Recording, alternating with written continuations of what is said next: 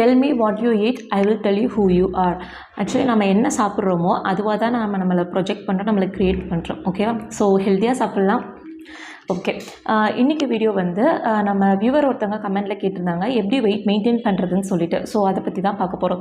இப்போ wait maintain பண்ணுறதுல actually 2 types of varieties இருக்குது. ஒன்று வந்து நம்ம வெயிட் லாஸ் பண்ணிவிட்டு நம்ம வெயிட் வந்து மெயின்டைன் பண்ணுறது. மோஸ்ட் ஆஃப் த பீப்புள்ஸ் வந்து அந்த மாதிரி தான் பண்ணுவாங்க.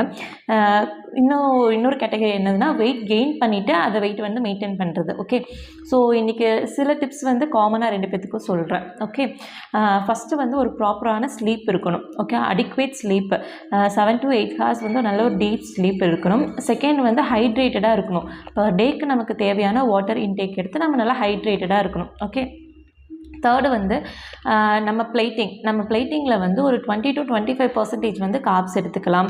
அதுக்கப்புறம் 30 to 35% வந்து ப்ரோட்டீன்ஸ் எடுத்துக்கலாம்.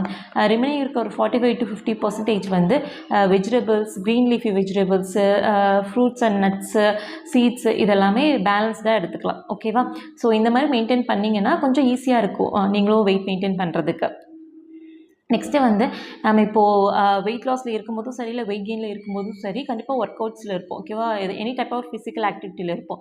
இப்போ ப்ரீவியஸாக நம்ம வந்து அதை ஒரு 1 hour பண்ணோன்னா இப்போ மெயின்டைன் பண்ணுறதுக்கு அட்லீஸ்ட் ஒரு 30 to 40 minutes கண்டிப்பாக நம்ம ஒர்க் அவுட்ஸ் பண்ணணும். அப்போ தான் அது வந்து ப்ராப்பராக மெயின்டைன் ஆகும். அதே மாதிரி ஒரு 2 to 3 days ஒன்ஸ் வந்து வெயிட் வந்து செக் பண்ணுங்கள். வெயிட் செக் பண்ணும்போது அது வந்து அதே வெயிட்டில் மெயின்டைன் ஆனால் ப்ராப்ளம் இல்லை. மேபி அதில் தான் ஃப்ளக்சுவேஷன்ஸ் இருக்குது. அப்படிங்கிற பட்சத்தில் நம்ம வந்து அப்சர்வ் பண்ணலாம் எங்கே நம்ம லேக் ஆகணும் அப்படின்னு சொல்லிட்டு. மேபி நம்ம டின்னருக்கு வெளியே போயிருக்கலாம், இல்லை மூவி நைட் போயிருக்கலாம், இல்லைனா ஃப்ரெண்ட்ஸ் கூட ஏதாவது பார்ட்டி பண்ணியிருக்கலாம், இல்லை ஃபங்க்ஷன் போயிருக்கலாம். ஸோ எங்கே லேக் ஆச்சுன்னு பார்த்து அதை கரெக்ட் பண்ண ட்ரை பண்ணுங்கள். ஓகேவா? இப்போது நான் ப்ரீவியஸ் டே வந்து எப்படி என்னால் கண்ட்ரோல் பண்ண முடியாமல் நான் நிறையா இன்டேக் பண்ணிட்டேன், அன்வான்டட் ஸ்டஃப் வந்து எடுத்துக்கிட்டேன். அப்படிங்கிற பட்சத்தில் நெக்ஸ்ட் டே வந்து நம்ம ஹோல் டே வந்து ஒரு ஃப்ரூட் டயட்டில் இருக்கலாம்.